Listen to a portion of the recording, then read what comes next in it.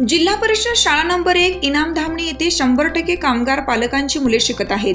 कामगार पालकांच्या पाल्यासाठी असलेल्या लाभाच्या योजनांचे मार्गदर्शन करण्यासाठी शाळेच्या वतीने रविवार दिनांक 4/8/2024 रोजी मार्गदर्शन शिबिर आयोजित करण्यात आलं होतं।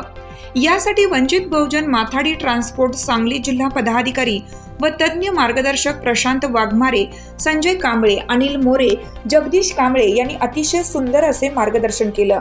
या मार्गदर्शनामध्ये कामगार म्हणून नोंदणी कशी करायची, त्याचे रजिस्ट्रेशन कसं करायचं, त्यानंतर त्यांना मिळणाऱ्या लाभाच्या विविध सुविधा, तसेच त्यांच्या पाल्यासाठी असणाऱ्या विविध शिष्यवृत्त्या, तसेच कुटुंबासाठी असलेल्या विविध आरोग्याच्या योजना, त्याचबरोबर इतर विविध योजना याचे उत्तम मार्गदर्शन करण्यात आलं।